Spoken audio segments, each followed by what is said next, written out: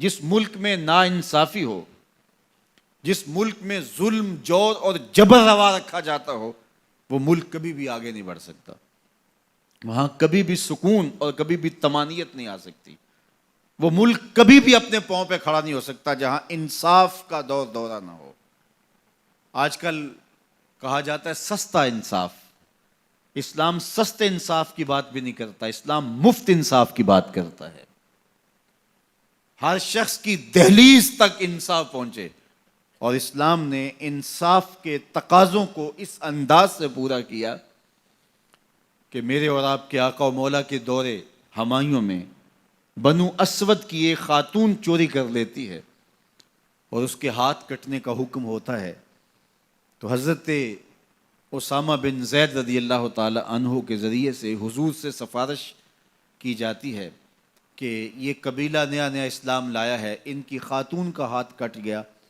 تو کہیں یہ اسلام سے ہٹ نہ جائیں، تو کوئی نرمی برت لی جائے۔ تو حضور بلال حبشی کو ممبر بچھانے کا کہتے ہیں، لوگ جمع ہو جاتے ہیں،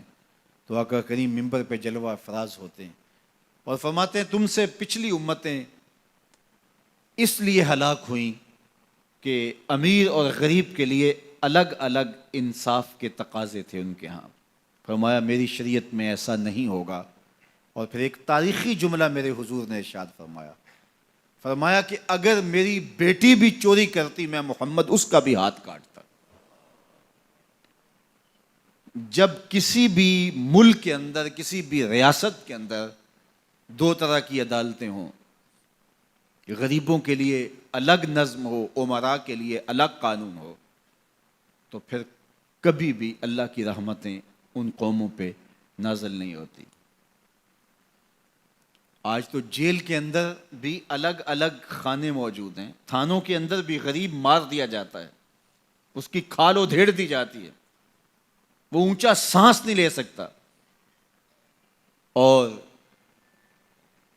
با اثر لوگ تھانوں میں بھی دامادوں کی طرح رہتے ہیں، اور وہاں بھی انہیں مہمانوں کی طرح رکھا جاتا ہے، اور عدالتوں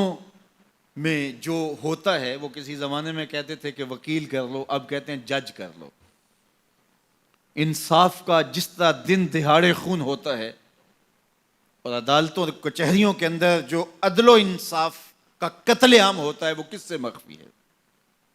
اپنی آنکھوں پہ پٹی باندھ کر کے اور خاموشی اختیار کرنے سے کوئی فرق نہیں پڑتا۔ آج ہمارا عدالتی نظم انصاف نہیں دے رہا۔ اگر ہم چاہتے ہیں کہ یہ ملک آگے بڑھے اور مستحکم ہو تو نظام عدل کو درست کرنا پڑے گا۔ عدالت کے اندر خلیفہ وقت بھی کھڑا ہوتا تھا اور ایک ذمی بھی کھڑا ہوتا تھا،